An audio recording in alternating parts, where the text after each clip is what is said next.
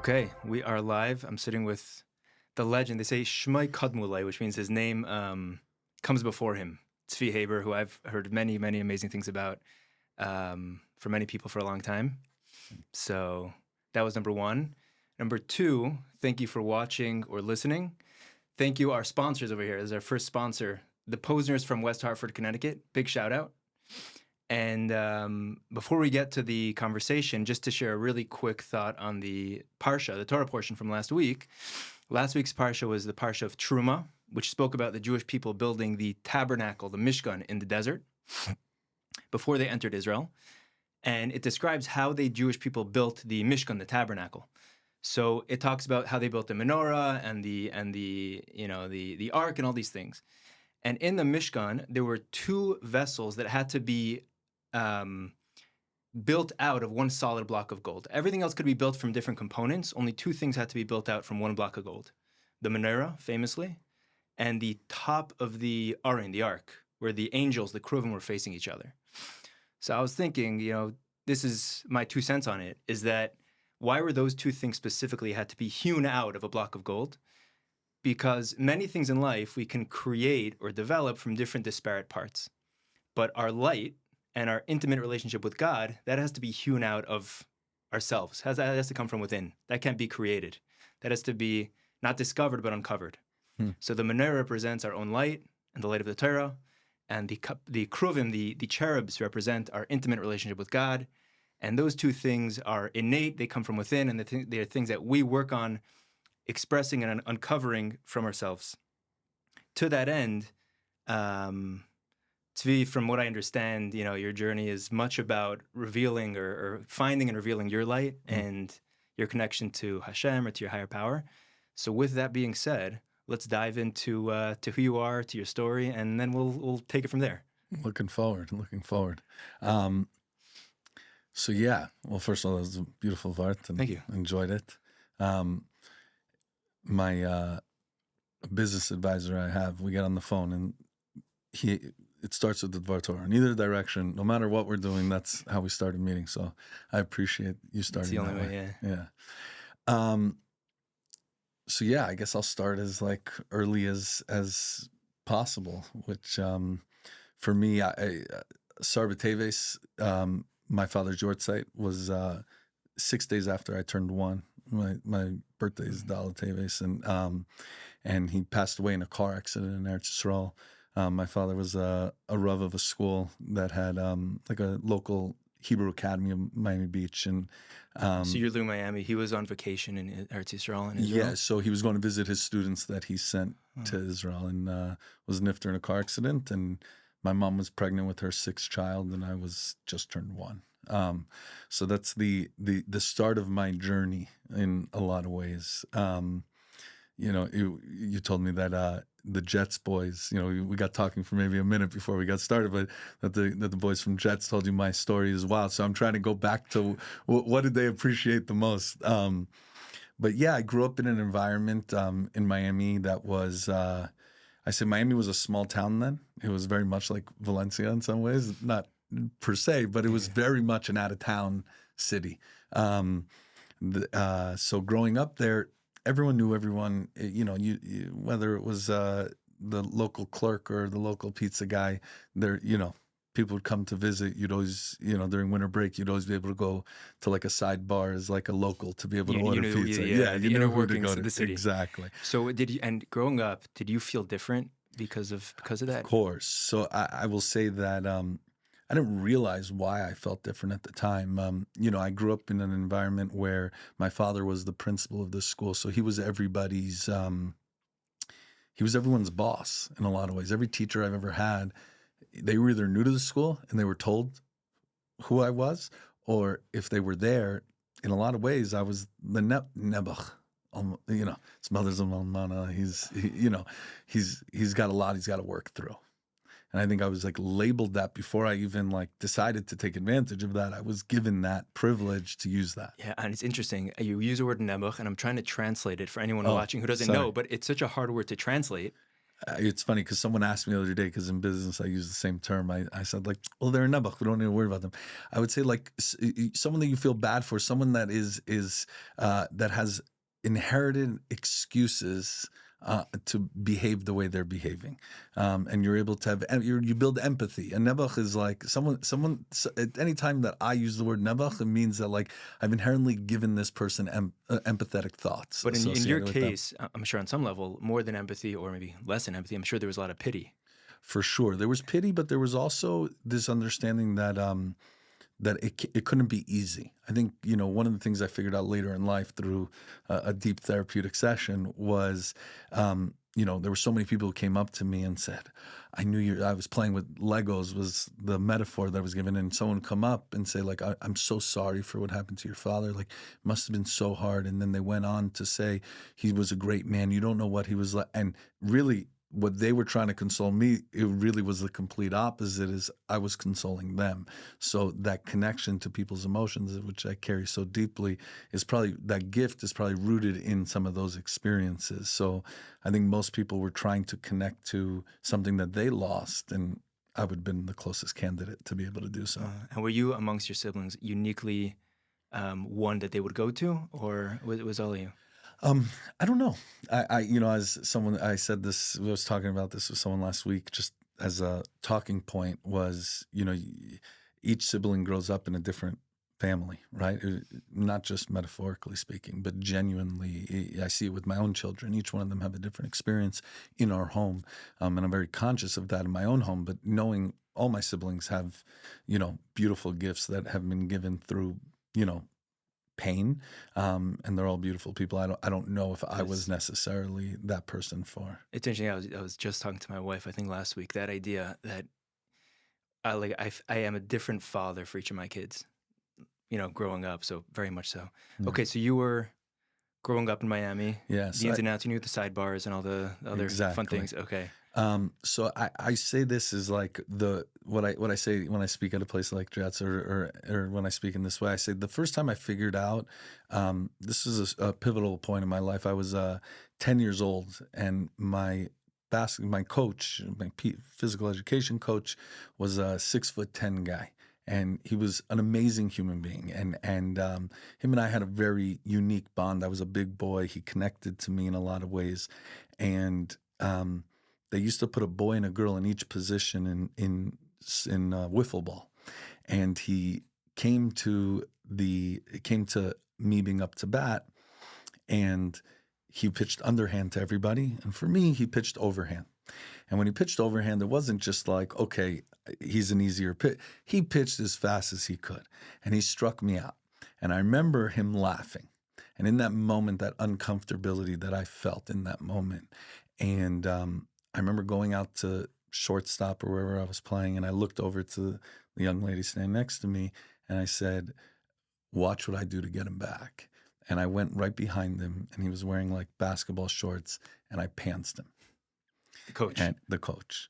And, the laughter is everyone's reaction. But I always say, like, the depth and weight that I was able to understand of human connection was how much I could affect you.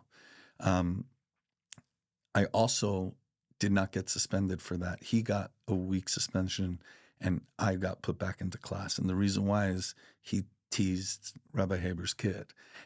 He did not tease me. It was he was trying to connect to me on a different level.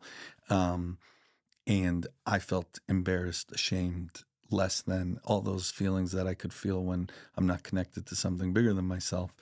And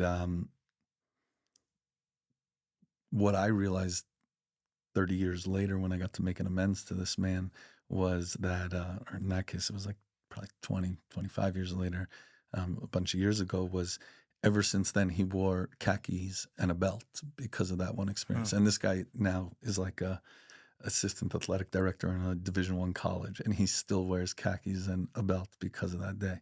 So like I knew as a very young kid how profound I could affect people, both negatively and positively, and but I didn't realize the power in the positive. I only realized the power in making myself feel more comfortable. Yeah. And growing up was, I guess, on some level challenging because of that, but fairly typical Yeah. on your end.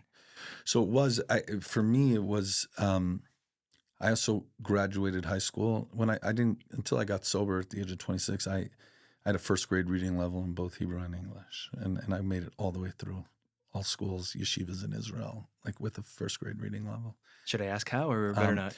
So you're more than welcome to. I try to, I try over all my years to understand how. I was always labeled with a kid with a learning disability. I think I just knew what I could get away with and what I didn't, and what I couldn't. I never was accountable in the way that I probably should have, but I don't know if I put myself in anyone's around me's position, and I don't know if I would be able to keep that kid accountable. Not because I was a terrible kid, but like you genuinely want to help a kid in that way, but that disconnection between me and God and me and everyone else was so vast that there was no way. I don't think there was a way. You didn't want to be helped at that time. Yeah, I didn't think it was. Yeah, I felt like I was dealt the cards, and I'm allowed to fold them, right? I never thought my father passed away when he was 31. Like I was never going to live past 31 anyways. Why didn't you read? Like, you know what that I mean? was a very present. Oh, very present thought in a lot of ways. Like you guys are wasting your time. I'm never going to college. That's such a waste. I'm never, why do you need this? And I was able to justify a lot of it. So before you found substances, what did you use to soothe yourself or cope? So it's very funny. I always say my first drug was lying. Manipulation and lying, because it would give me the ability to, whether it was lying to myself probably initially, it allowed me to feel alive. It allowed me to feel like I had my own life. It allowed me to feel in so many ways that it allowed me to feel like you connected to me and that we were on the same page, because I didn't believe anybody. I don't care, okay, you were 25 and your father died when you were 10. There was no connection there. You were 10. I was 1. There was always that difference of who we were, never trying to relate similarity. So yeah, there was, I would say my first drug was 100% lying. And lying gave you control. It leveled the playing field for you. 1,000%. And it also allowed me to challenge people in a unique way. There was a manipulation behind the lying that was even more powerful than the actual story that might have been created. It also allowed me to hide behind some of my other defects, whether it be reading or, my dog ate my homework didn't really exist in my life. It was more of like, no, I didn't copy off that guy's test. Well, you have the same wrong answers. It's like we studied together, like whatever that needed to be, I would make happen. Yeah. That's fascinating. The using that, and in some way it served you. It helped you function for those years. I'll just tell you the depth of it. I remember stealing a test for a final, and a lot of my classmates heard that I had this test, and I created an entire paragraph or essay almost on the blackboard then of this classroom. And I gave everyone a different answer key, and I sold each answer key. So I said, you're going to guarantee to get an 80, but you won't know which are the 20% you're getting wrong. And I gave everyone a different answer key, so then we could all be on the same page. Everyone got and was able to get the majority of those kids in the class that 80. And if you deserved 85 or 90, I might have charged you a little bit more, but we were going to make it happen. And I knew how to play that game, and I think it came very naturally. It's interesting. As you're saying it, I never thought of this, how vulnerable being truthful is. It's just... In what way? Obviously, truth brings vulnerability. Why from that story? I'm thinking about it because when you're truthful, you can't hide behind who you are and what you're doing. And that's probably why it's such a high value in Yiddishkeit. 100%. It reminds us how hard we have to work and continue growing and all those things. So that was your essentially drug of choice throughout childhood. And then when did that evolve? I fell in love with sports. I felt sports gave me an outlet that I needed, but also gave me a way to connect with people through nonverbal communication. I think as a young kid, you're asked to, whether it's going to, I heard a funny joke this week, and I'll just say it was like when two Jews walked into a Christian service, and it was dead silent, and they were super uncomfortable because they grew up in a shul where if you go in, everyone's talking, everyone's having their sidebars, but removing that joke, it was for me that I always knew how to connect through verbally. I was at least taught that at a very young age. When I don't remember sitting Shiva at the age of 1, but I know that for my entire adolescence and youth, I sat Shiva. Every single person came to me and, gave me their condolences or let me know, that I'm my father's child and it'll be okay. So having that nonverbal communication was amazing to me. I fell in love with it. I was obviously a big boy, and I start my AA talks when I go to like an AA meeting and I'm asked to speak. I always start with, I thought I was going to the NBA until I realized I was 6'2", white and Jewish. Like Exactly. it's not happening. But and some guys have proved this wrong, but True. that premise then was a very real one. So sports was your other drug of choice in some way. 100%. Not in a bad way, but no, yeah, in a great way. good And way. I would say I connected to people. I learned discipline. I was able to accomplish more than what I thought I could. I was proven wrong in a lot of my thoughts without having to get vulnerable, right?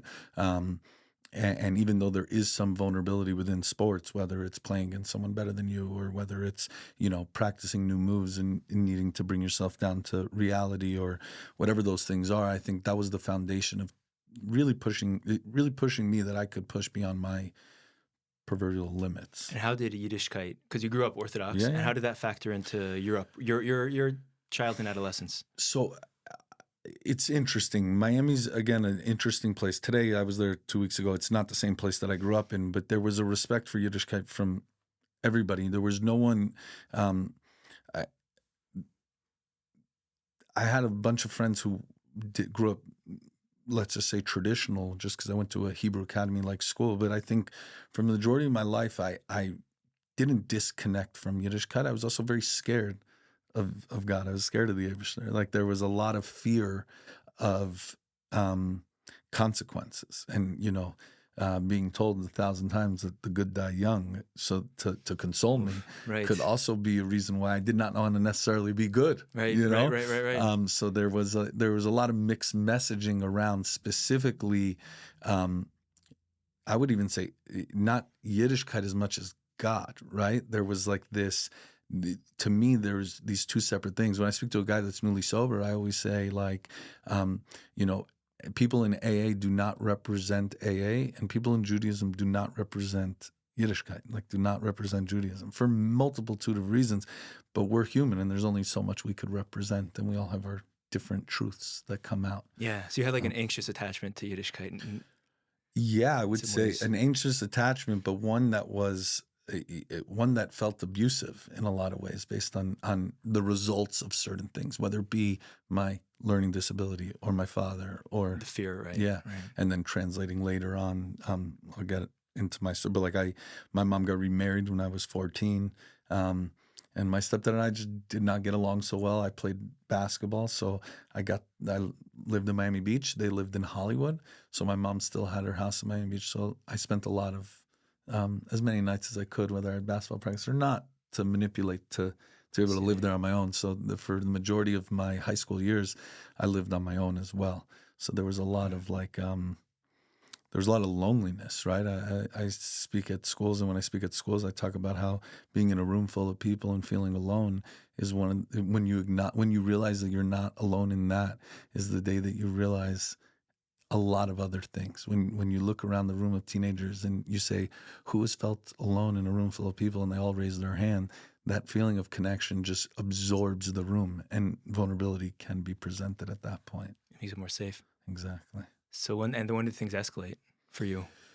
So I would drink a little bit in high school, like I would say typical teenage stuff, smoked weed a few times, actually got caught one of the only times that I actually did. Didn't enjoy it. I really enjoyed being kind of present in most moments. I was in control. In control is the better way to use. I was so scared of you'll find this out about me, that being in control was a must. So yeah, that didn't escalate at all. I went to a school in Israel, for yeshiva after my 12th grade year, and I would say that's when I no longer was alone. I was with people, but felt just as uncomfortable. And that's when it started kind of sinking in. And I only knew this when I got sober, that like every night in Israel, I drank a bottle without even, I never identified as an alcoholic. Like, so I go to a kiddish club, I go to, have a couple beer.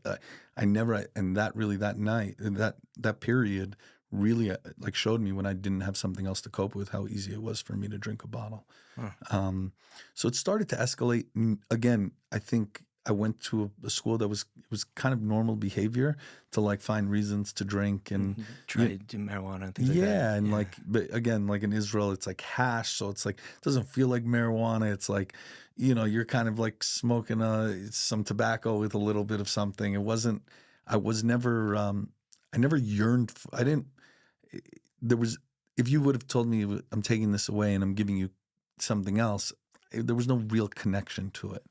So you drink just because you felt good in the moment and it was in front of you and things like that. And to be a part of as a teenager. I think there was a lot of that. And when I was at the end of my first year, it was right before Passover, right before Pesach, and I was playing football and I tore my knee. This was in what age?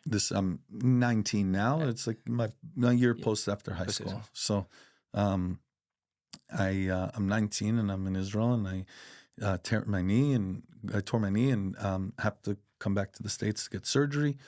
I get surgery and they prescribed me something called Percocets. They were 5 milligrams. I would had one, I think the second day, and I felt gross. Like I just didn't connect to it in any way. There was nothing that like, it's not like this euphoria moment. There was nothing behind it.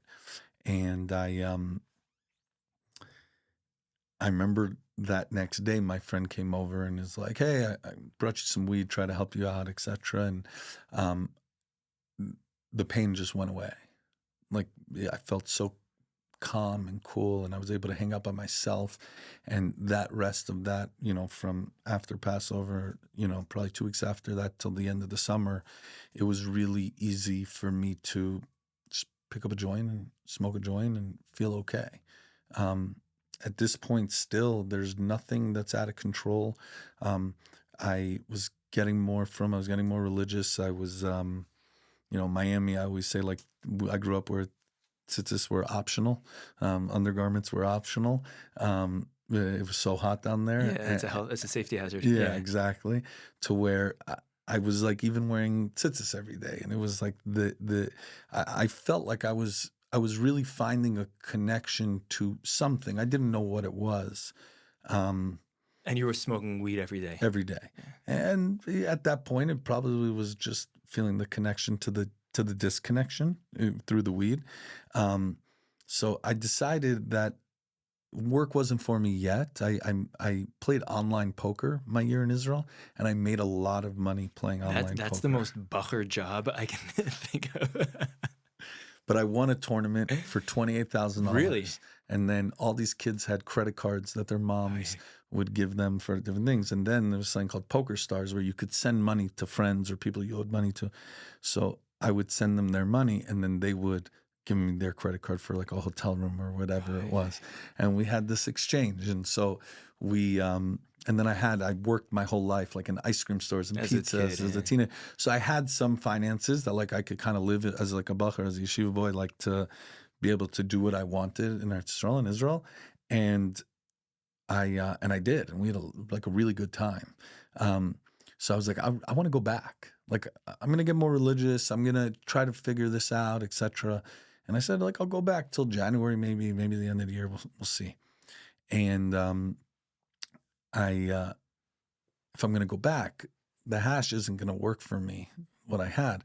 So right, because you were in Florida from Pesach till the summer. So like weed was what I needed now, and like it'll be fine. Like I'll figure it out. We'll go to Amsterdam. We'll just figure out how to get it. But how am I going to get it there in the beginning? So I vacuum sealed some stuff, and I taped it to my underleg, and really, and I had a stopover in, I believe I was trying to figure out the city the other day because I was telling someone this story, but I believe it was France. I'm almost positive. Right, because this is before they had X-ray machines. It was just metal detectors. Oh yeah. But if you remember, like still El Al had their dogs. There was still El Al still had the fear, of God in them, right? And I remember we stopped over and I was feeling great, didn't, nothing. It was easy. And all of a sudden we get through, and when you have a stopover, when you used to, at least I had one recently and they didn't do this, but when you had a stopover, you would have to go down and claim your bag to say that that was yours and that it hasn't been opened. And then they would search it with a dog and then put it on the LL plane. So they called my name to the front desk. I didn't know why they called my name. And I'm freaking out. I'm a 19-year-old kid. So I run to the bathroom. I cut it off my leg and I open up the garbage can and I stick it between the can and the outside of the bag. And I just throw it down there. And I go downstairs and I claim my bag. And there are two dogs that are, now they're smelling all of us. And the dog kind of stopped in front of me, like was thinking and just kept going like nothing happened. And I'm ecstatic. They didn't catch. The issue was by the time I got downstairs, they're calling now final boarding. So we run upstairs and I said to the lady in the front, I really just have to go to the bathroom for go on the plane. I just have to go for a second. I grabbed it. And at this point, I was done with all security. So it went right in my pocket and went onto the plane. So those are the risks that I was willing to take in life without realizing the danger behind it, more so wanting to feel comfortable and not realizing that that was the goal of all that, but thinking like, this is what you do. Like consequences weren't part of my story from pantsing the coach through school, through this. So I never really had such consequences. Right, and you probably had more leeway because you were the young orphan, things like that. 100%. Wow. So how long did that weed last you? So this is where the party started. Okay, and you were gambling as well still. Yeah, and gambling, it's very hard. There's in the Jewish community right now is rampant, GA is rampant, and Wild. I don't connect to personally having that that connection to where the addiction portion, but my business partner does, and it's like in GA, and like I support it greatly. We're trying to open up a nonprofit of some sort to help gamblers because you usually burn every resource you ever have, and maybe we get to it at the end. But there's so I get there and there's a kid who got arrested 2 years before me. So 2 years ago, a year before me, that I knew from camp when I was 12 years old. And we're there, Shana Bet, the second year guys, and we step into school and I see him. Hey, buddy, what's going on? I said, you know what I got? And in Miami, they didn't have such great weed. You used to have to ship it from California because the dispensaries were just getting started. Okay. So I had this California weed, and he was freaking out. And he's like, you know what? If you share with me, I have oxys for you. And I was like, oxys? What are oxys? Huh. You've never had an oxy? And he had been arrested for drug-related Yeah, things? It was like, and I'll just transparently that it wasn't like a crazy thing then, I guess maybe who I was associated to or et cetera. But there was always some situation in Israel. You had a bong, you had a this. It was for the story. It was exactly. For the... Yeah. It was like the kids would say, it was for the gram, For the gram, that's right. So that night, it was our first night. There was no supervision yet. And we hotboxed our room and we broke up an oxy and we went into town. And just forgive me for my ignorance. Please. Oxys are Oxycontin. They're pills. They're just small pills. Correct. They're small pills. So in America then, there was something called 80 milligram Oxycontins. The majority of people that got addicted later on, or that like the stories are about, are the 30 milligram ones, which are definitely part of my story. But 80s at that point were like... Those are stark. Yeah. Huh. Those were like... Yeah, if those were still around, there would have been a lot more people dead. They were pretty wild. Wow. And he brought 10 of them to Israel.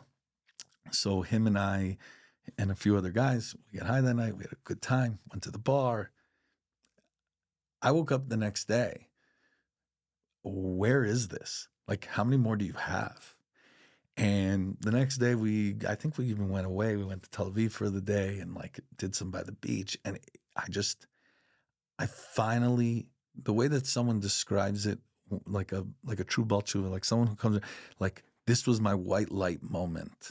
This connection that I felt immediately was so vast and so large that there was no way I was ever losing that connection ever again. And it was different than the feeling of weed.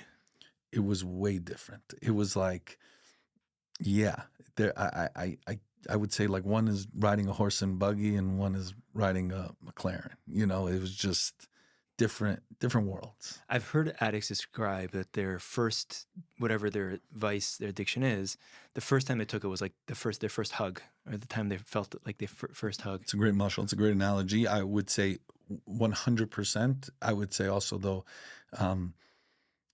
hug would limit the feeling that was given. A hug feels okay in the moment, maybe lasts you a little bit.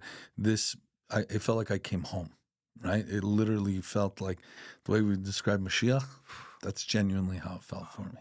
And from then you were off to the races. Off to the races.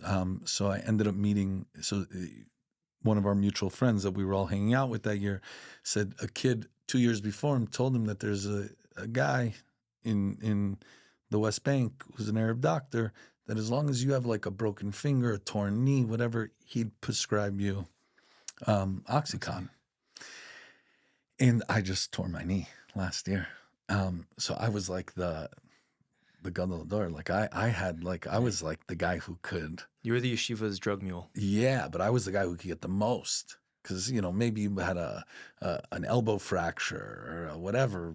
Shvachamitis, yeah. Mine was like, I just got out of surgery. So it started with going to him. You'd give him $100. He'd give you the script. And then you go to the pharmacy. The issue is you had to fill them at Jewish pharmacies in Yerushalayim. You couldn't now go through the West Bank and so we went there and they'd look at us like, why are you going to this doctor?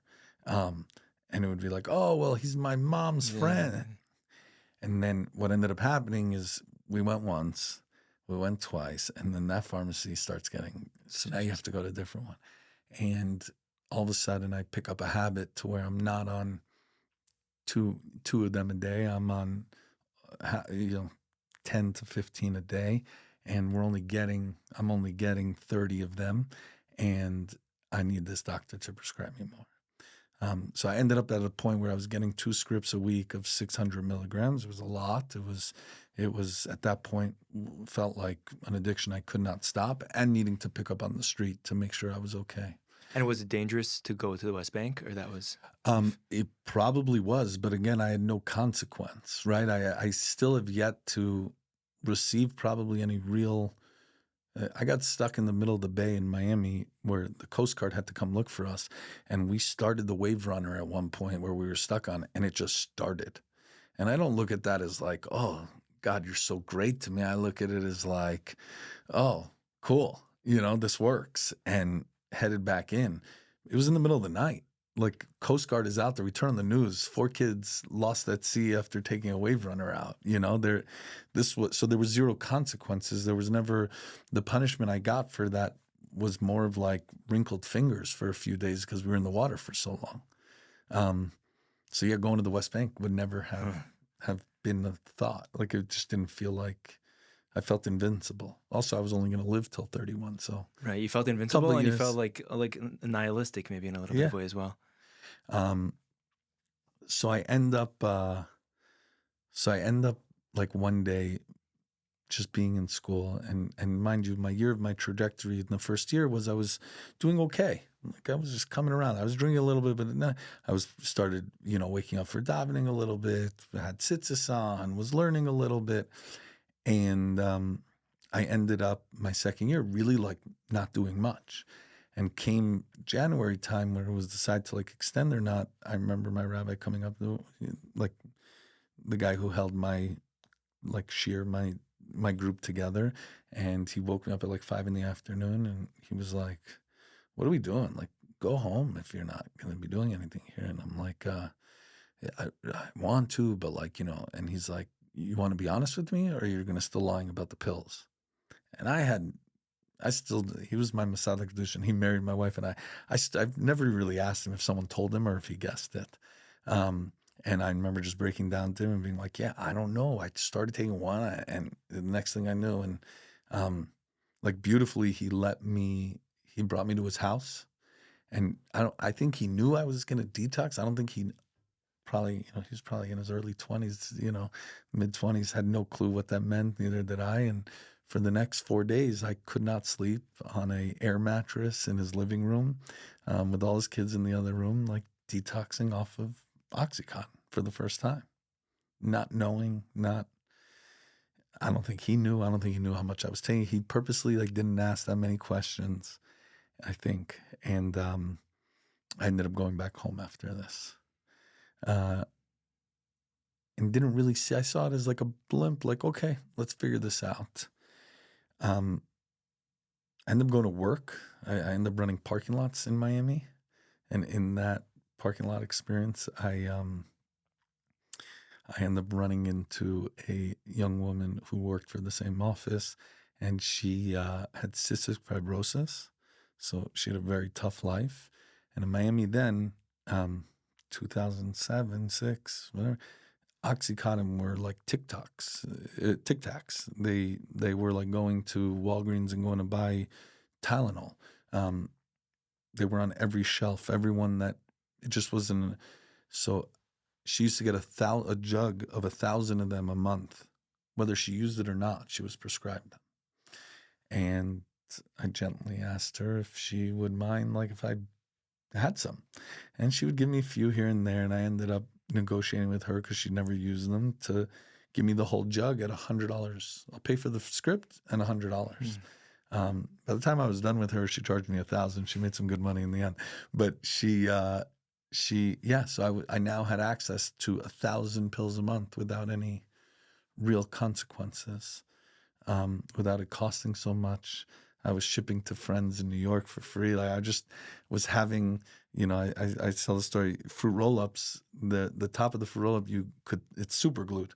So if you open it, you could always re-super glue it.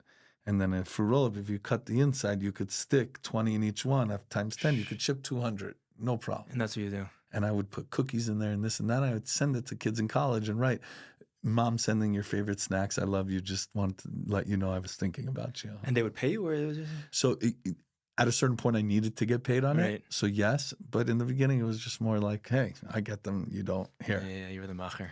Yeah.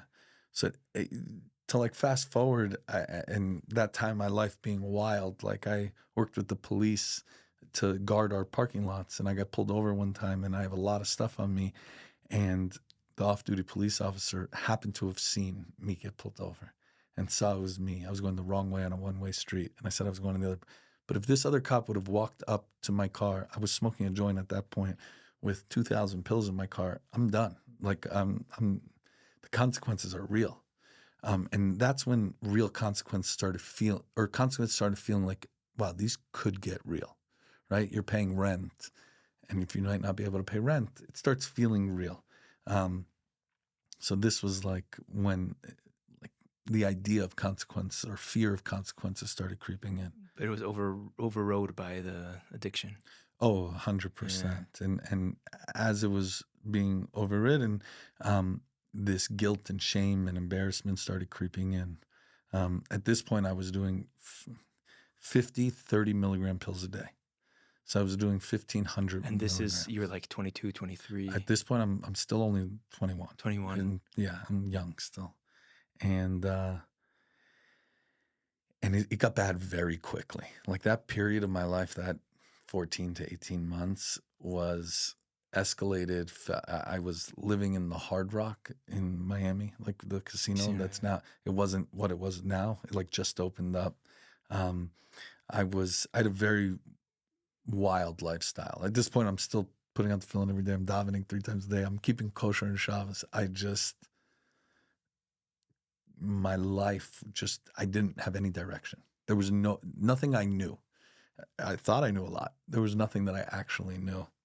So my brother, who I was very, very close with, I called him to tell him, hey, like I'm struggling. Like this is what's going on. He's like, no problem. My buddy has 10 years sober. He knows exactly. He used to do heroin. Like, let me call him and figure it out. And my buddy starts telling him how like this is synthetic heroin and your brother's doing heroin. Like, don't think about it like he's just taking a pill. You got to take him to detox. I go to detox, and there's this story always like I get so creeped out by it. But I'm in a group. I'm 21. I might have even like just been turning 21, and there's a group of people. And we're listening to a therapist talk.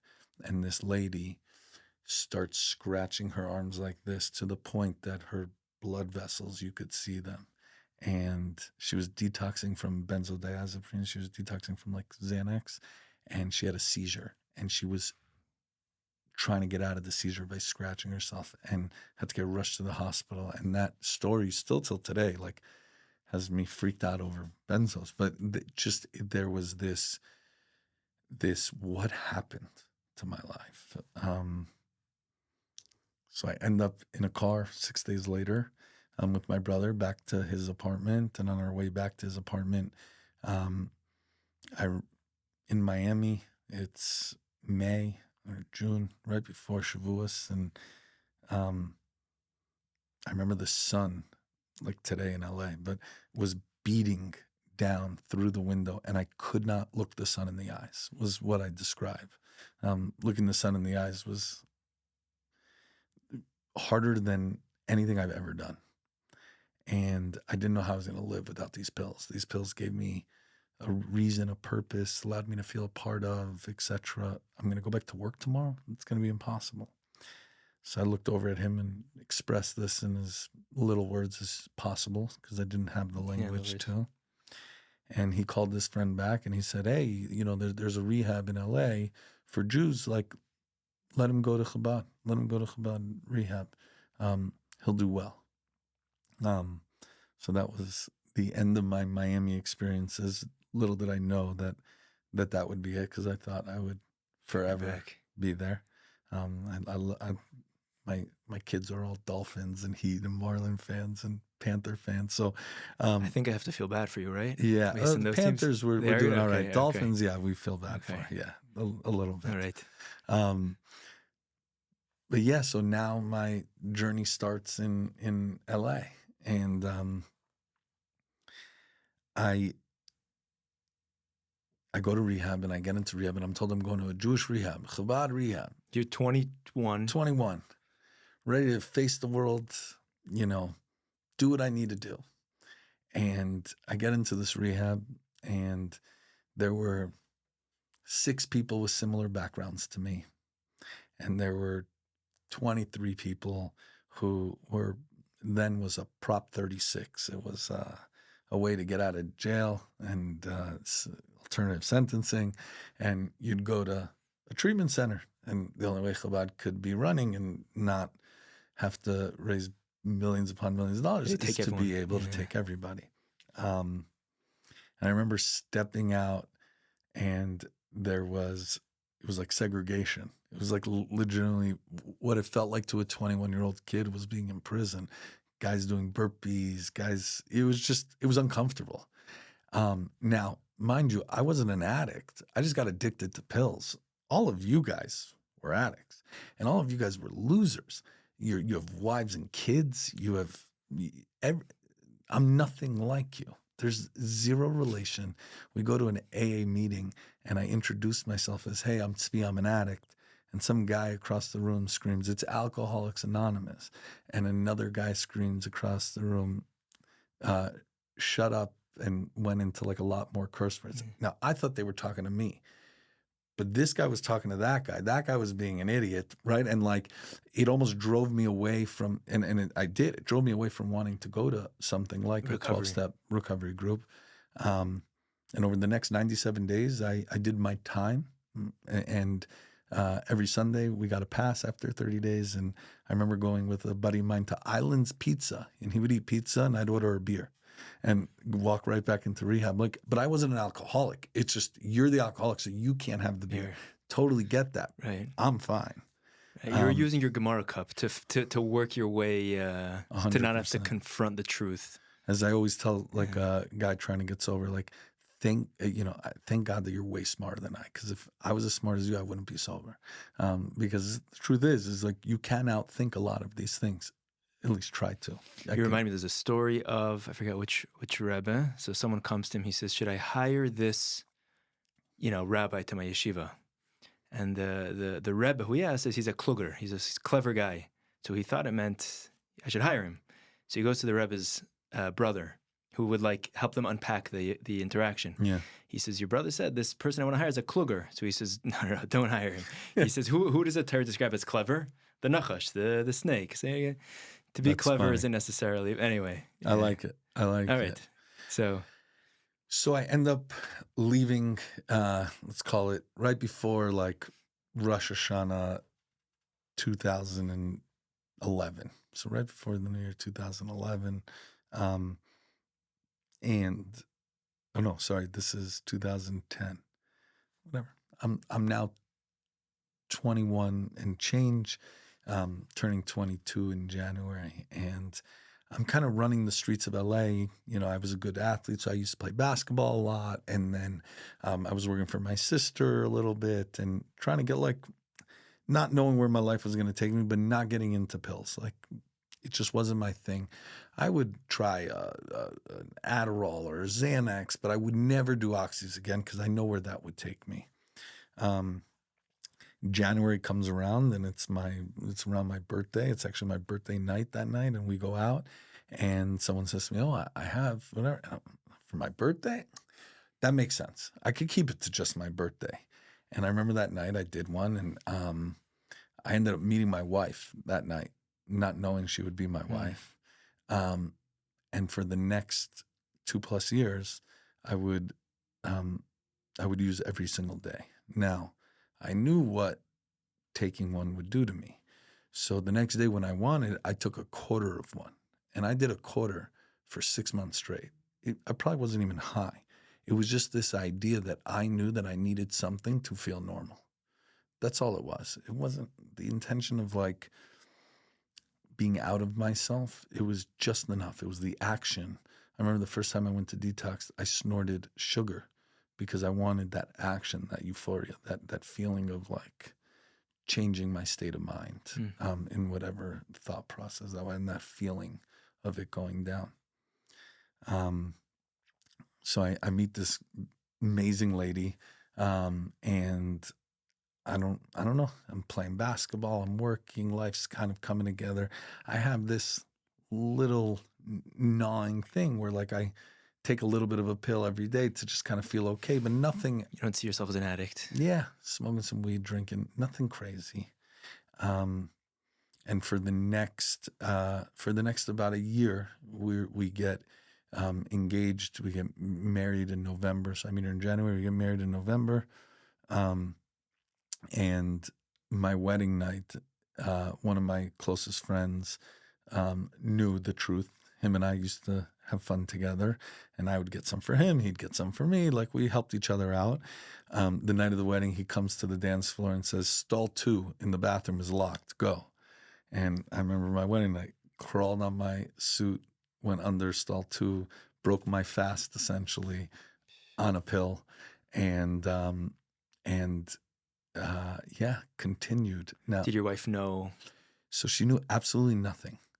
So my wife, I would smoke. She never did. She wasn't, I can't describe, she comes from a very innocent home.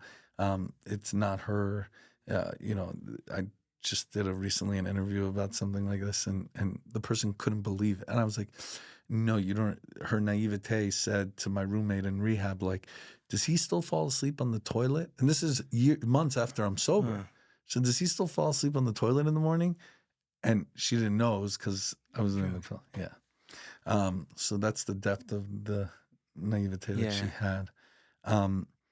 So over the next little bit, I end up in a position again where we're gonna have a kid now, and we have a kid, and that moment was that moment. I had my daughter, and knowing that I needed to get high after having her was a feeling that I'll never forget, but is also the feeling that I, in a lot of ways, bottle up as like one of the most eye-opening moments of my entire life, is realizing the false nomer I had of what we're here for.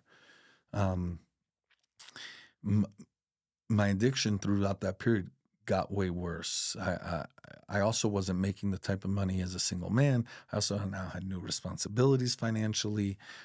It's harder to lie. It's harder to lie. But what wasn't harder was this idea that I smoke weed. And if you ever, I don't know how graphic, but like if you ever smoked heroin, if you ever seen someone smoke heroin, it could look like hash. You put on some tin foil and you run it, you have a straw.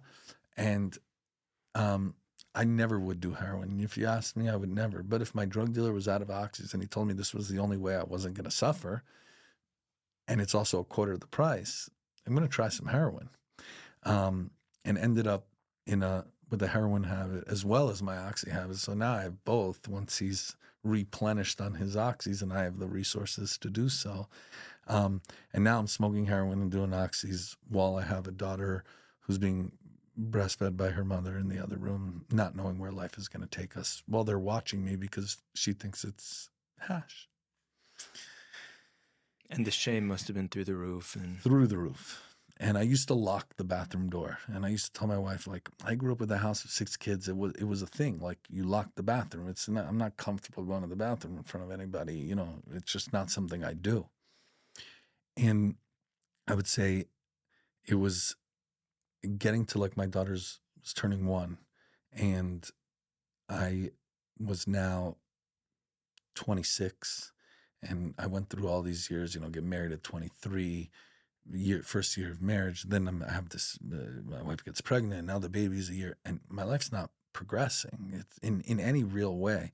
Not forget about I was able to pay my bills. I was able, but like life kind of sucked. Like it just did. And I needed to always have something. It's just like, when is this going to end? And I ended up, starting to unlock the bathroom door, not locking it, thinking she still thinks it's locked. If she opens it, maybe that's a sign I could get help. Yeah. And you were doing heroin in there? Yes. At that point, I was doing the oxys in the bathroom and snorting them, and I was smoking the heroin in public because, like, I convinced her that it was weed or hash. So at that point,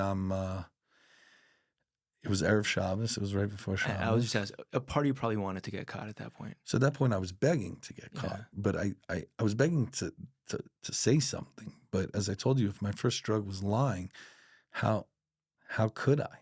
Like, right? Like, it's not in my nature. I also didn't know what the consequences would be. So, you know, all this talk about not knowing consequences, I didn't know. Is she going to leave me? Is, you know, I'm such a loser. Everything I could convince myself out of saying something. So it's Friday afternoon. And she has never, in all our in 3 years we were married, ever opened up the bathroom door or even tried, like, oh, it's locked. And she would try to ask me a question of, like, did I want something being heated up or not? And I guess I didn't answer. And she came in and opened up the door, and my nose is to a straw and it's on the counter. And I was obviously highly embarrassed. She's like, what the hell is this? And we end up having a heart-to-heart that night. And I convinced her that all I needed for her was to know about it, because now I'm ready to get help. And, like, I'll stop. I just need her support. And her loving me and, you know, wanting the best for me, believed every word. And she's like, well, what I read about, we should go to maybe an outpatient and see. And we'd go to the outpatient, and I wouldn't sign the documents giving them permission to talk to her. And I would tell them, oh, they said I'm great. Like, I don't need this. And then we went to Chabad to go meet with them and I convinced them that I don't need help. And the gentleman who's like the assistant director pulls me over, and he's like, if you don't tell her that you're coming in, I'm telling her. And she asked me what he told me. And I said, he told me to tell you, like, a part of him feels like he'd love to have me here, but he also knows that I'm married with a kid and, like, it's inappropriate. He said, like, but he really wants to have me here. I hope he doesn't think like that's going to be the reason why I would come. So almost making him quasi enemy number one. She doesn't want me to have to come, and really utilizing that manipulation to the best of my ability. About a month later, my wife is getting frustrated that I can't stop, and decides she's going to tell my sister, and tells my sister, who I'm working with, and my brother-in-law. And we happened to be in Miami, or I told my wife I stopped and we were in Miami, and she clearly knew I didn't. And she called my sister, and my sister said, when you get back, you're kicking him out of the house, and he's going to rehab. And if he doesn't, like, I'm sorry. And they end up telling me this together on when I land in LA on whatever it was, Monday afternoon. They take me straight into a detox. And when I get to the detox, it's disgusting. It's horrible. And it's my first time away from my daughter. And I don't know how I'm going to do this. And I'm sitting there not being able to sleep a wink. And about 14 hours later, I get called to the front desk, and my brother-in-law is there to pick me up. And I'm like, wow, like how did this happen? This is great. And he picks me up and he says, the hospital called us and said they need $14,000 for your deductible and out of pocket. You're detoxing on the floor in our house. And if you can't do it, you're detoxing on the street. So good luck. And we're not letting you do anything.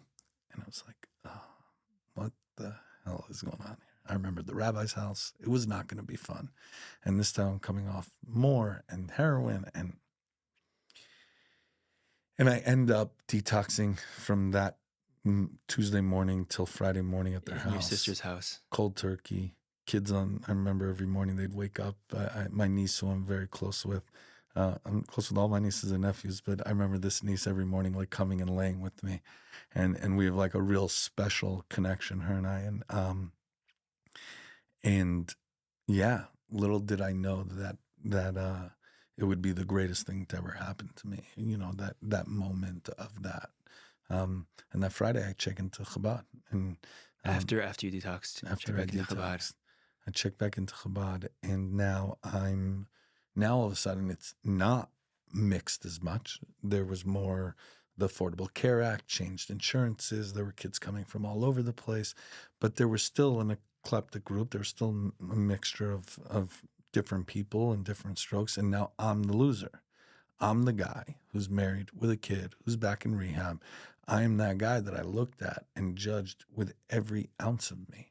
And I would say I was like such a good presenter of what I wanted people to think, that my roommate in rehab's also still sober today, and he always jokes that when I came, he wanted to know, like, how did I have a kid so young? How did I have a kid so old that I was dropping off my child into rehab? Like, it didn't make sense to him.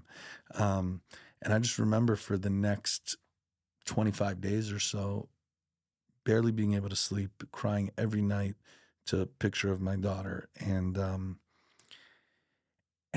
yeah, not really knowing what the future had in store for me. But you were out of excuses. You had to confront the truth for the first time. For sure. And I was not only out of excuses, that I was so tired from manipulating and like having that, it just didn't feel right. Like it just, at that point.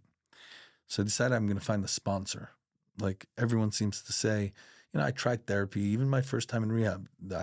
I've worked with her since then. She's an incredible therapist. She couldn't help me. There was nothing, no human power could help me. And I end up going to a few AA meetings in the first month, really connecting to this idea that, like, they said, like, that it works for some people. Like, this is the last thing I could think that could help me, but it's also the last thing I could try.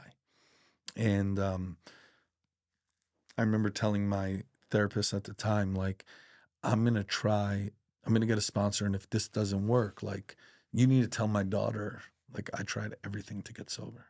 Like, I did. I tried. It just didn't work. Because, like, I'm going to lose her. I'm going to lose everything in life. Like, who knows if I'll make it. But this is my last ditch effort. But I'm really going to try it wholeheartedly.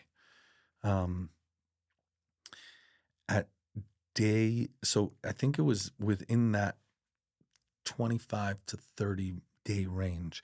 I'm only supposed to be there for 30 days. And the game Spades, the card game. Yeah. Okay. So there's a card game called Spades. And it's a very fun game, but I take everything to the extreme. And we were playing Spades every night. And we were playing Spades, and my sponsor calls the main line. Sorry, my wife calls the main line and says, is Tzvi available? And the guy who answered it, like the main client line, And the guy who answered it says, Tzvi, your wife's on the phone. And I said, tell her I'm on the phone with my sponsor. I'll call her after. And then the next phone rings, and it's my sponsor. And I say, tell him I'm on the phone with my wife. And we're done playing spades. I win. And I love like talking smack. And I'm like talking, and then I leave, and I feel this small. Now, if you learned anything about me in this story, there was no way I was using the client phone. So I had this little phone that I had underneath my bathroom that I would use like in privacy. I wanted to, talk to my kid with that. And I go to my room and I feel so small about this lie. And I said, you know what? This sponsor's supposed to keep your confidence. Let me call him and tell him. So I called him and I said, hey, Charlie, I was playing spades and I lied to you, man. I know we just did step one, which is like honesty, and like I needed to own it. And he, with some curse words in between, he said like, you're the one who has to live with it. You're an effing loser. Like, why would you lie about that? Like, why wouldn't you just say I'm playing spades? And I didn't have an answer for him. And then I said to him, I also lied to my wife. He's like, great, let her know. And I get on the phone with my wife and I say, well, like, I just wanted to let you know that I was playing cards and I lied to you. Also, when Charlie called, I lied to him. And like, I don't know why I lied, but I have to at least let you know. And it's silent for 2 minutes. Maybe it felt like 2 minutes. It could have been 2 seconds, but that silence sits with me because at the end of that silence, it was met with this anxiety on my part of here's consequences that I've never received. And the other side, which was, I think that was the first time in our entire marriage that you've told me the truth. And that moment till today is like that thing that told me, wow, this idea of like honesty is not an optional thing. It's a must. Like, it's a must. There's nothing not worth being honest about. And the gravity of that moment also led a launch into a personal growth that hasn't stopped till today. But yeah, my wife ends up coming in a week later to our therapy session as I'm going to leave after a month, and gently says like, I love the growth that you're making, and everyone supports the idea that you need to be here at least another month, and you'll take it 1 month at a time, and let's see. And 6 months later, I did not stay. I stayed 6 months, and 6 months later, I was able and transitioned home. But yeah, that's the first part is obviously that weight and depth, and then the sobriety portion as we went into that. I don't know if you want me to keep going or. Yeah, well, I just wanted to ask what your relationship with Hashem was like during that time. I love that you asked that question. It was the best it ever was, but the least. So when I checked into rehab, I kept kosher, davened, didn't miss tefillin ever in my life. Shabbos, learned the whole shebang. And during this detox phase, there was a rabbi. You know what I'm going to ask. You said the whole shebang. You didn't mention Chitas or Rambam. Yeah. Okay, now that we mentioned that, go ahead. There was this rabbi that came to my brother-in-law's house. They learned every Thursday night. And it was Thursday night. I'm going to Chabad the next day. And he says to me, you going to rehab? I said, yeah. He goes, you keeping Shabbos? I said, yeah. He goes, and he like went through everything. And he says, I'm not your Rav, but stop.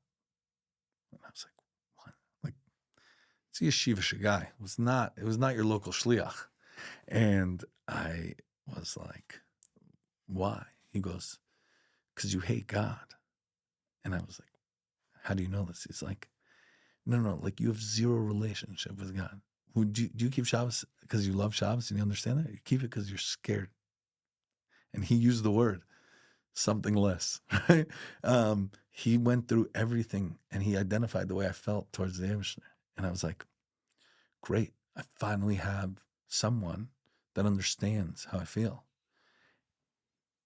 And stopped everything. My room at Chabad was room 8, if anyone's ever been there. And in room 8, the shul is right across the hall from it. I did not step in there for 4.5 months. Yeah, you had to lose it to find it, right? Is how they say. 100%. But I stopped it all. And situation after situation brought me back. At 4.5 months, I started doing that transition home where they would let me go home for 4 hours a day to take my kid to the park or to prepare dinner with my wife, like learn how to be within your home. And we fought one day right before she came to pick us up. She would pick me up. I think I wanted to go play basketball or something. I wanted to go to the park and they were playing basketball. I wanted to play and whatever, selfish 26-year-old. And I hung up the phone and I felt for the first time in months out of sorts. Like I felt this spiritual, I did a step 2 and 3 where I found a power greater than myself. I believed it was God. I started coming around to not hating and despising.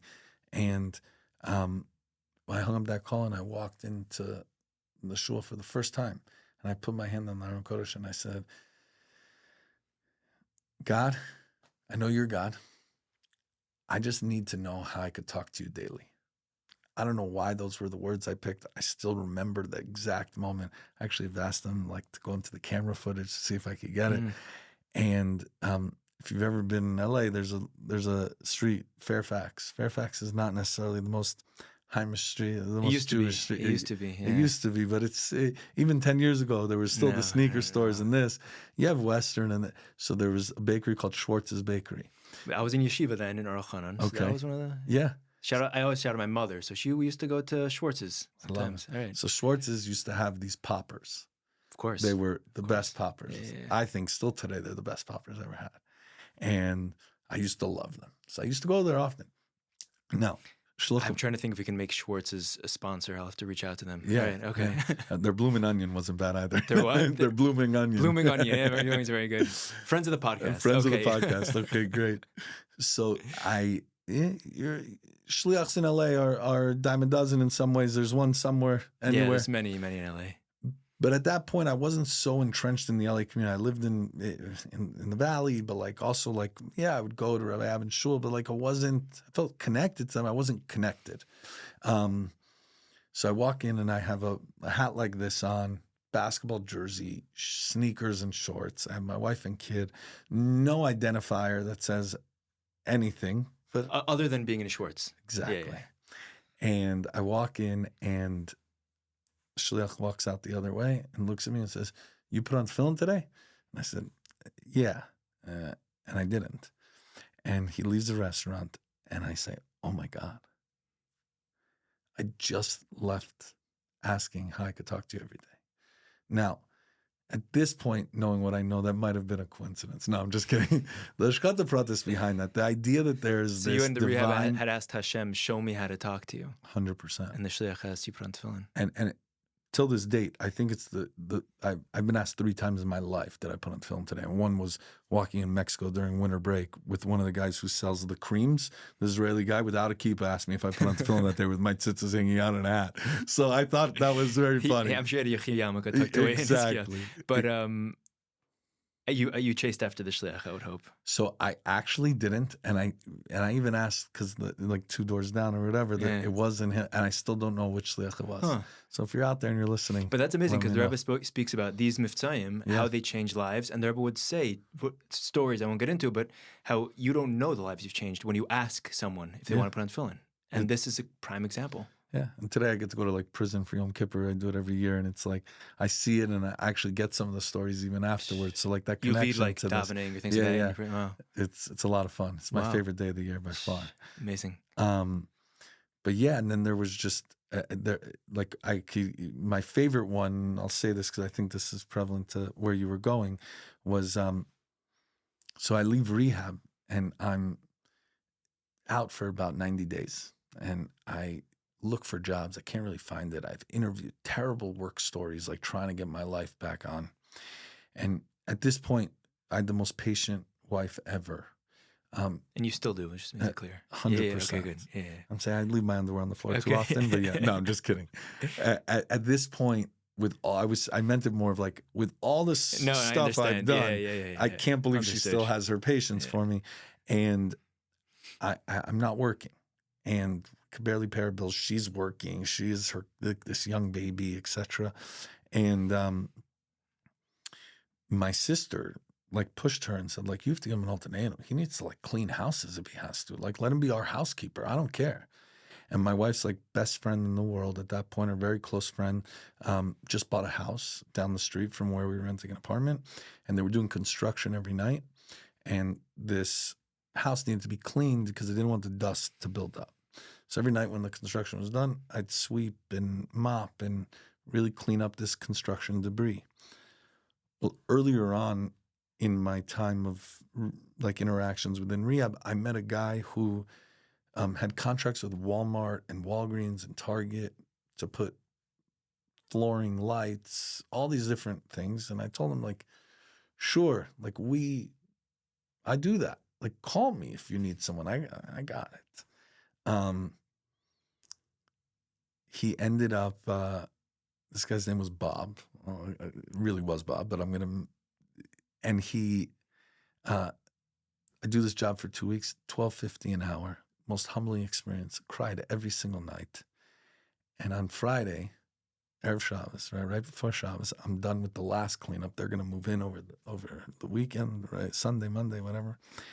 And I'm leaving their house, and I get a phone call from Bob saying, hey, we got flooring, and I'm just because I'm going to explain why I'm leaving out the name, for a massive organization that needs to be done across the country.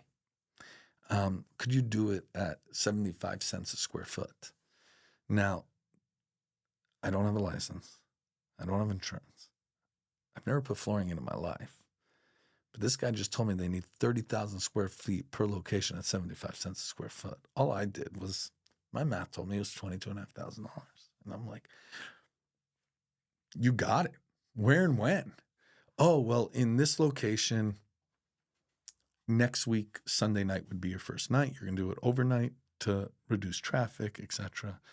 I dressed up as an employee of this place, and I went down to there on Sunday and called Craigslist on Erev Shabbos, and I had 15 people that did flooring across the country, across Southern California, come and interview with me to see if they were the right fit. And there was only one guy at 75 cents. Everyone else was above $1. And I called this guy, Bob, back, and I said, hey, Bob, I want to do it. But with this and this and that issue, everything that all these guys told me why I couldn't, it's got to be at $1.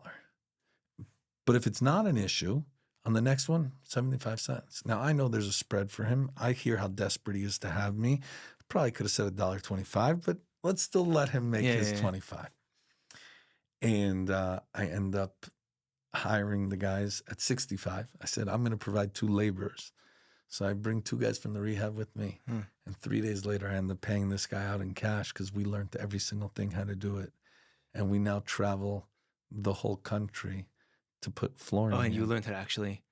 In this So let me ask you how that worked with retailer. recovery because of the seeming dishonesty in that process. So this is why I said it. Okay. So I say, yes, I could do it. And I say, yes, I could do it. And I got the contract, and it was to start on Sunday night. But I didn't realize that they wanted you to go 10 straight days. So it would have been Friday night. Now, I'm not keeping Shabbos at this point. It's the only time in my life I've never have. And I called them after I signed the contract saying, I just read over the contract, and I hope you knew that when I meant 10 straight days, I don't consider the Sabbath part of that. Like I keep the Sabbath. And he's like, oh, so-and-so will understand because they're a massive corporation. They have no need to. And I remember hanging up the phone and feeling so good about it. And it was Friday night, and I'm watching the Miami Heat play. LeBron was on the Heat then. It was his last season. I still remember this. And the Heat are killing it and I love the heat and I'm having a good time. And this feeling of needing to get high comes over me. This is how long after you got out? This is exactly 3.5, 4 months. So I probably have somewhere between 9.5 and 10 months. I never had the feeling of wanting to get high like this, or even like a semi-ounce towards it. Now it's Friday night at like 8:30 at night. Any meeting is going to be hard. And also now, like, I still didn't drive on Shabbos, even though I had, and I shut off the TV and the feeling goes away. And I was like, wait, what just happened? And I thought of that one moment where I lied and I couldn't think of like, and I said, oh my gosh, I have to call them and make them. I said, if I call them, I'm going to maybe lose the contract. So I made a commitment. As long as I'm working for them, I'm going to keep Shabbos. And my wife woke up the next day and is like, why is the TV off? And I'm like, I had this little thing where I felt, and I had the best day of my life that Shabbos. And I had a child that was engaged with me. There was no distraction. There was nothing. There was just connection. There was everything that I got high, every feeling that I wanted while getting high, I had in a sober state of mind. And that started this trajectory of Shabbos where a lie and my ego not wanting to make an amends for it and not wanting to make it right led me to this perpetual growth that led me down a road. You had to turn the lie into the truth. Exactly. Wow. And so you ask about whether I'm sure that's where you're going with the insurance and the thing. So I found out years later that his company had insurance and a license that we technically worked under. But I didn't know that he didn't know. I think he still thought. He's nifter now. He's no longer here, so I can't even make it right. But this was years later. Well, we can give a shout out to Bob. Yeah, Bob. Big shout out. Bob definitely did things for me that I could not do for myself. Wow. So, yeah, and gave me it's actually what allowed me to go work at Chabad when I finished this flooring contract and had enough money to go get a counseling degree after, because I was able to go work for a lot less money because it got us out of debt and put us in a position where you can go back to school and work. Wow. Yeah. And today you're helping people. Trying. Yeah, that's all we can do. Yeah. Making a vessel. Exactly. That's all it is. It's amazing. Connected to Purim, I feel like, Vina Hapechu, the story of Purim is that things seem one way, and then not only do they change for the better, but Hashem, the good is just as good as the bad was bad. 100%. Or even better than the bad was bad. I say, and it's a very, I don't know if I've ever said this like publicly on a podcast of sorts, but like I very easily see the bracha in my father being nifter. I very easily see the brachas and the blessings within my addiction, within anything. There's the idea of the Beinani, right? This idea of like, when I grew up in a Hebrew academy. And the word tzaddik, righteous one, is a term used around those worlds a lot, right? So I remember if your rabbi came up to you and he went like this and felt your tzitzis, tzaddik, So this idea, and the first time I learned Tanya, what the idea of tzaddik and Beinani, what do you mean I can't be a tzaddik? They lied to me my whole life, or you're lying to me. It's one of the two. And I say, like, this idea of reaching plateaus and needing that next marker up is the greatest gift that I get, is that I reach these points where, like, I'm done with that portion of my mission, and now it's the next portion, right? So I now lost my train of thought on why I brought that up, but about Purim, about trying to flip that side, is that for me is. That's why we're here. We're here to turn those things, right? And make them have kadosh. Yeah. I think one of the powerful things of hearing like someone from yourself is that we had spoken about before the cameras were on, how, and speaking to people, as a shliach and just people I'm in touch with, and there's these challenges of like the I don't know if I don't want to call it the spiritual middle class or the one who isn't really on the floor in an air mattress in their sister's house, but they're just going through the grind and the struggle. And I think someone like yourself and your story is a reminder how we're all capable of transformation and of bringing light into our own lives and to others' lives in a way we didn't maybe think possible. Yeah. And you're the spiritual canary in the coal mine in the holy sense of, I think, reminding all of us what's possible. Yeah, and I think it's easy to be that person and look at that as like, I didn't have that. I didn't have the air mattress in my sister's house. Right. There's a language within AA that says like, relate to the feelings being shared, not the stories being said. And for me is I have so much empathy for the person that feels like I haven't hit my bottom emotionally, because that drugs and alcohol are a symptom of my problem. I had a lot of other issues. Right. They were the solution for those years. Exactly. To help you function. 100%. So I think in a lot of ways, if you could think of your solutions and what you do on an unhealthy level as a normie, we might call it, or, someone whom, doesn't identify with coping in a way that's uncomfortable or that the world feels is uncomfortable. I always say, like, I'm the most blessed guy to have drugs and alcohol. A gambler has to do it in a sober state of mind. Yeah. That's painful. Huh. Like me, the people around me had most of the pain during that time.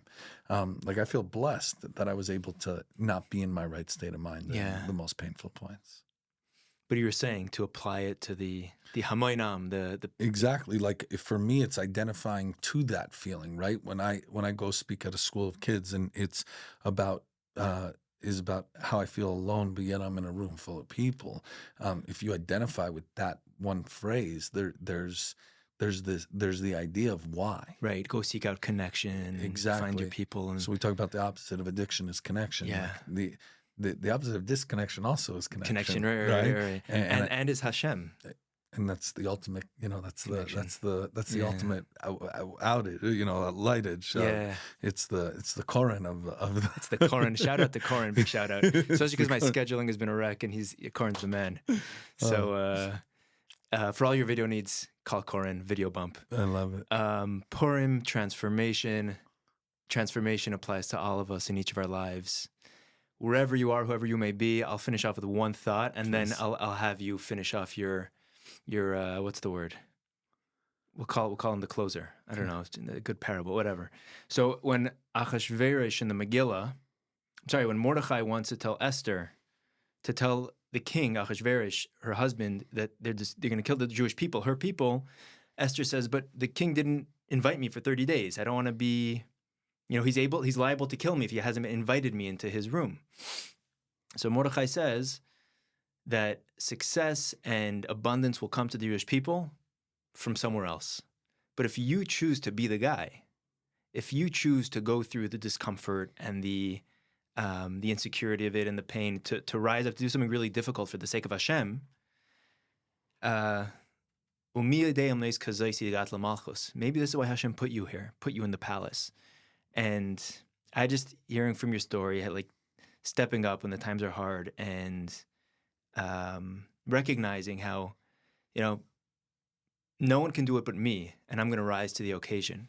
And I think the practical takeaway for all of us is to think in what way we can be that light for someone else, we can be that connection for someone else. And if we need the connection, if we need the growth, if we need the extra Torah learning or mitzvah to level up and stand up, to be that person who we know deep down we can be.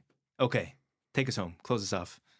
So I will, in the same vein, how what you've said, and I'll piggyback on it for a moment and say, Sheva Yipay Tzadik, right? Like, for me, I fell 7 times, right? I fell more than 7 times. And what I've realized in my life is I don't need to fall to be picked back up. I don't need to be on the air mattress. And I think that that's the gift that I have that someone maybe that hasn't fallen hard enough doesn't, right? But I think everyone on their day-to-day journeys question. I no longer need to question. My number one question has answers to it, which is that I can connect if I choose to, and I don't need to wait till that bottom, right? And I think that for me, I definitely have that advantage through experience. But I think that most people do. I think if you sit down and you start looking at the Hashkata process, you look at the divine intervention in your life, you would realize that the pain and suffering is only something I bring onto myself. So for me, and I think that's one of the things we wanted to touch on. I don't know if we got fully there, but that connection to the person who might not struggle with what I struggle with, or have struggled with, or even struggle with today, is that what's the point if there is no struggle, and then what's the point of staying in the struggle? And I think I don't know how else to circle it back, but it's all part of the circle, man. Yeah. Hashem knows. Thank you, Tzvi, for coming Thank out. you. You're driving back Appreciate to Sherman it. Oaks. This is fun. Thank you.